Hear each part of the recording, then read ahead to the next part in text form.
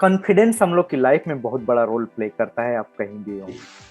क्या कॉन्फिडेंस आपका था जब कॉलेज फर्स्ट ईयर में आप गए थे, और कैसे उसको ओवरकम किया आपने?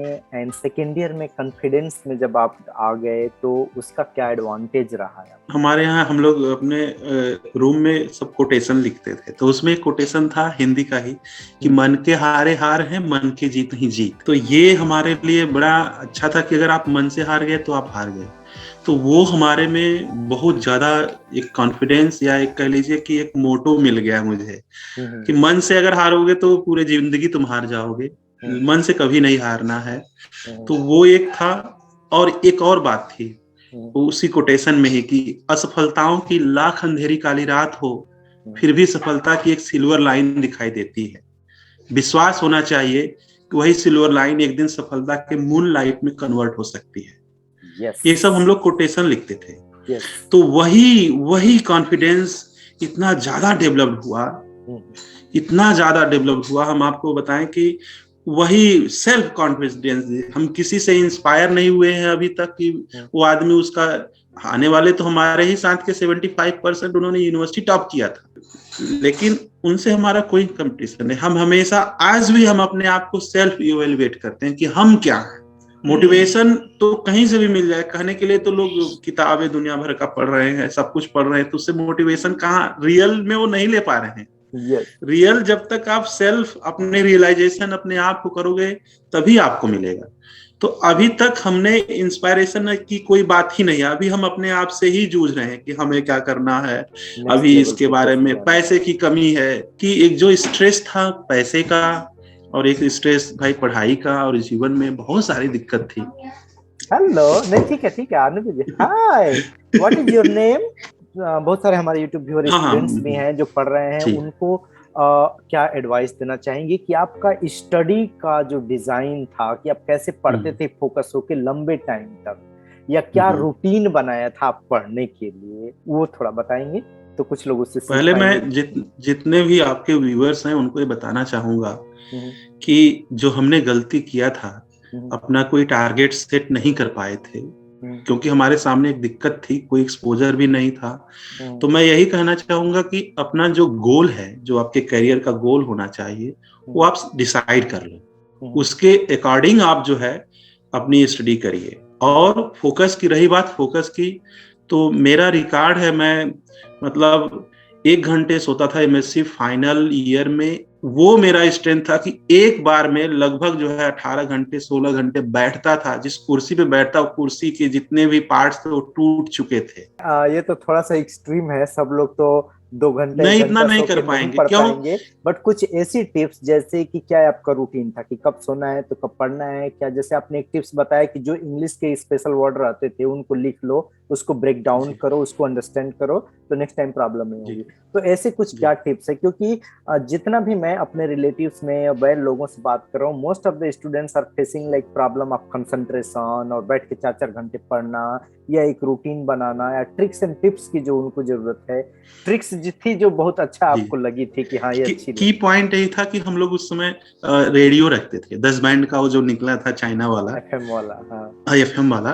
तो वो एक रेडियो हमेशा रहता था, और ब्रेक में गाना वगैरह जो भी आते थे उस पे वो हम लोग सुनते थे। और कहने का मतलब ये है कि जो बताया कि 4-4 घंटे का जो था ना, एक दिन में जैसे 16 घंटे अगर आप बीएससी फर्स्ट ईयर में हैं तो क्लास ले करके 16 घंटे स्टडी बहुत इनफ है, चाहे वो कोई भी हो। 16 आवर्स जो हमने आपको एमएससी की बात बताई, वो एग्जामिनेशन पीरियड की बात थी। वो जनरल नहीं था, वो एग्जामिनेशन पीरियड की बात थी कि लोग 4 दिन का गैप था तो चारों दिन लगातार पढ़ रहे हैं, सिर्फ 1 घंटा 2 घंटा सो रहे थे। वो एक्सट्रीम की बात है। इन जनरल जो रूटीन यही है कि 3-3 घंटे अपना ये सब्जेक्ट बदल बदल के आप पढ़िए। जैसे आपको लग रहा है कि नहीं यार बहुत हो रहा है, तो आप तुरंत सब्जेक्ट अपना चेंज कर दो, फिर एक दूसरा सब्जेक्ट पढ़ो। जैसे केमिस्ट्री पढ़ रहे हैं तो तुरंत जूलॉजी पढ़ेंगे, केमिस्ट्री, फिर बॉटनी। अगर आप टायर्ड हो जाते थे तो क्या करते थे? क्रिकेट खेलते थे तुरंत। वहां पे बहुत बड़ा मैदान था और हम लोग निकलते थे, और क्रिकेट हमारे लिए स्ट्रेस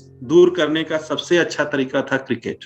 कोई भी गेम जो आपकी फेवरेट है, जस्ट प्ले। बस वही गेम में आप जाएंगे ना, गेम में क्या होता है कि गेम में भी क्या कहते हैं कि कोऑपरेशन होता है गेम में भी, एक जैसे बोलते हैं ना टीम स्पिरिट बनती है, तो वो अभी भी कहीं भी किसी दूसरे कंपनी में या मल्टीनेशनल अभी अभी यहाँ पे है, यहाँ पे बोलते हैं टीम वर्क होनी चाहिए। तो क्रिकेट भी एक टीम वर्क है, किसी एक व्यक्ति का परफॉर्मेंस नहीं है। तो वहां भी हम लोगों में क्या होता था कि वहां जाने से अपने आप में एक रिलैक्स मिलता था, आप रन बनाए हो नहीं बनाए हो कुछ किए हो, तो एक स्ट्रेस दूर होता था उससे। ये हमारे लिए सबसे, आज भी अगर मुझे मौका मिलता है तो मैं ऑनलाइन भी ये क्रिकेट देख मतलब खेल लेता हूँ। वो क्या प्रीमियर लीग? हाँ ये है इसमें ना, जैसे आप ऐसे करके दोनों हाथ से अपना हाँ हाँ हाँ हाँ, गुड गुड गुड, बहुत बढ़िया। ये समझ गया क्रिकेट। हम लोग को अपने आप को ट्रेन करना पड़ता है अच्छी स्टडी के लिए, अगर नहीं भी हो रहा है तो प्रैक्टिस करेंगे तो डेफिनेटली आएगा। स्ट्रेस शब्द क्या था उसमें हम लोगों को पता ही नहीं था, होता होगा शायद उस समय स्ट्रेस, जैसे अब का स्ट्रेस और उस समय का स्ट्रेस शायद बहुत अलग था ना, बहुत अलग। ये स्ट्रेस ज्यादा डेंजरस है अभी वाला। हाँ वही मैं कह रहा था कि उस समय तो मान लीजिए एक चिंता थी कि यार पढ़ाई करनी है अच्छे से, ये करना है वो करना है, अभी अलग प्रकार का स्ट्रेस है। हाँ, वो तो स्ट्रेस रहता था कि एग्जाम है तो एग्जाम तक ही स्ट्रेस है, उसके बाद खत्म। जी, उसके बाद तो फिर जिस दिन एग्जाम लास्ट पेपर दे के लोग निकल रहे हैं, पूरा जो है एकदम लग रहा है कि वो हीरो बन के निकल रहे हैं। एक और बात इसी में जोड़ दे रहे हैं, जैसे अगर भगवान में विश्वास है किसी का, बहुत सारे लोग हैं हमारे देश में भी, अलग अलग समुदाय के हैं, धर्म के हैं, ये सब के हैं, तो उनका जिस भी भगवान में या जिस भी भगवान में, चाहे वो गॉड हो, अल्लाह हो, भगवान ईश्वर हो, हिंदू धर्म में है या जो नहीं भी मानते हैं, किसी एक सुपर नेचुरल पावर को अगर कोई आप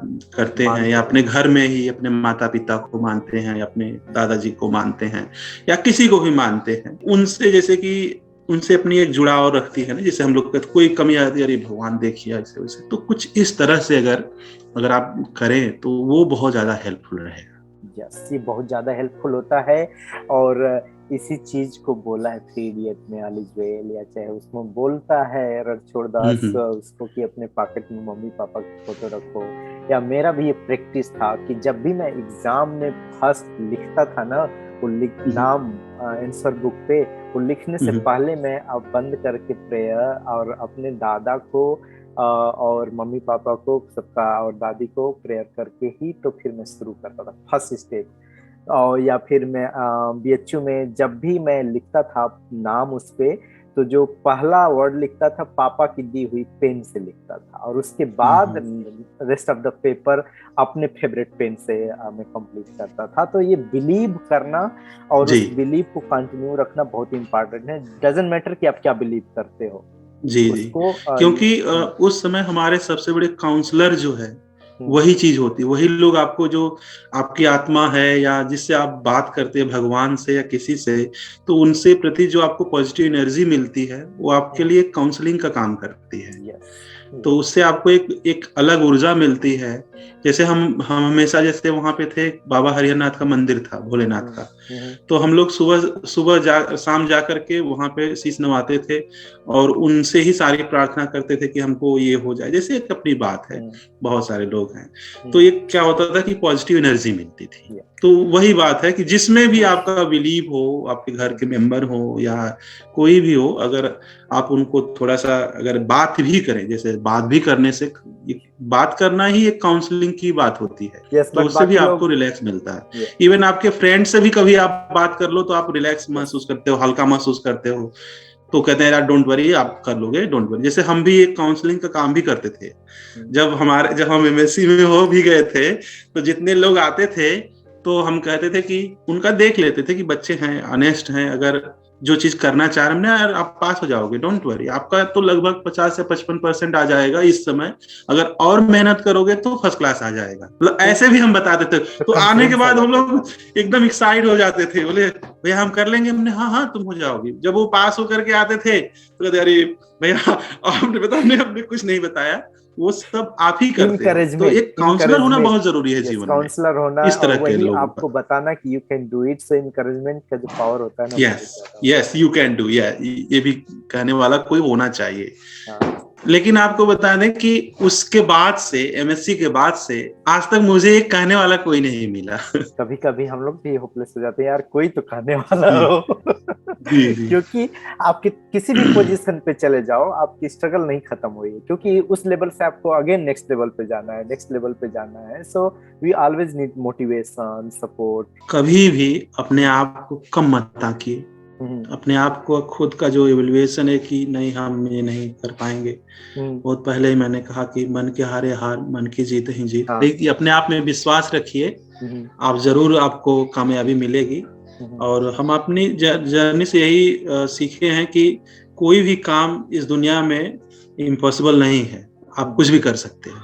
आपके पास उतना ही दिमाग है जितना अन्य लोगों के पास है। सब लोग मनुष्य हैं, सबकी क्षमता एक सी है। बस यही है कि किसको कैसा माहौल मिल जा रहा है, कोई आगे बढ़ जा रहा है, कौन कितना यूज कर रहा है, कैसे यूज कर रहा है, ये मायने रखती है। तो कहने का मतलब ये है कि आप ये मत सोचिए कि आपने कभी कुछ किया नहीं तो आप नहीं कर पाओगे। सबसे बड़ा एग्जाम्पल तो हम अपने आप को ही दे रहे हैं कि अगर आपके मन में कुछ कर गुजरने की चाह है तो आप कर सकते हो। किसी को दोष देना, जैसे आजकल के युवा हैं वो दोष दे रहे हैं, ये सरकार ऐसी कर रही, फलाना हमको कुछ नहीं मिल रहा है, हमें ये नहीं मिल रहा है, या हमारे घर के लोग हमें पैसे नहीं दे रहे हैं, या सबसे बड़ा पर्सन जो रिस्पॉन्सिबल है वो खुद है, युवा खुद है। आप किसी को दोषारोपण मत करिए कि ये ऐसा होता तो हम ऐसे हो जाते, नहीं। आप अपने आप से अपने आप को रियलाइज करिए कि क्या आप सही हैं। सेल्फ रियलाइजेशन बहुत जरूरी है। आत्मज्ञान, अपने आप को समझिए। जिस दिन आप अपने आप को समझ गए, किसी मोटिवेशन की जरूरत नहीं है, कोई किताब बहुत ज्यादा पढ़ने की जरूरत नहीं है, कोई ग्रंथ पढ़ने की जरूरत नहीं है। अपने आप को जान लीजिए, यही बड़ी बात है। सबको यही बताते हैं, इस दुनिया में कोई भी काम छोटा नहीं है। जिस एरिया में है वहीं पे पूरी मेहनत और ईमानदारी से आप काम करिए, आपको सफलता जरूर मिलेगी। यस, और आप पढ़े लिखे हैं और अपनी आप वैल्यू समझते हैं, तो कपड़ा भी बेचेंगे तो आप सेल डबल कर सकते हैं। कर सकते हैं, हाँ, कुछ भी कर सकते हैं जीवन में। बनारस की बात करें तो जैसे बिस्मिल्लाह खान साहब पिपीहिरी बजाते थे, लोग कहते थे अरे पिपीहिरी बजा रहे हैं, उनको भारत रत्न मिला, है कि नहीं? मतलब जिसमें आपका डेडिकेशन है, जिसमें आपकी श्रद्धा है, जो भी आप काम करिए। अभी बहुत सारे लोगों को पद्म विभूषण या पद्म भूषण मिला, आपने देखा होगा कि कोई नंगे पैर जा रहा है। कोई बहुत इंस्पायरिंग था, बहुत इंस्पायरिंग था। तो कहने का मतलब, आप जिस भी एरिया में रहिए, जिस भी क्षेत्र में रहिए, चाहे साइंस में है, चाहे आप आर्ट में है, चाहे खेल में है, चाहे कहीं भी कोई भी काम करिए, पूरे मेहनत और ईमानदारी से करिए। आपको जरूर, आप जीवन में आपका भी दिन एक आएगा। हमारे गांव में एक कहावत है कि कभी जो है घूर, जो हम लोग घूर बोलते हैं, कि कभी कभी घूर का भी दिन आता है। 14 साल बाद वो कंपोस्ट बन जाता है, खाद बन जाती है। तो कहने का मतलब यही है कि हमेशा लगे रहना।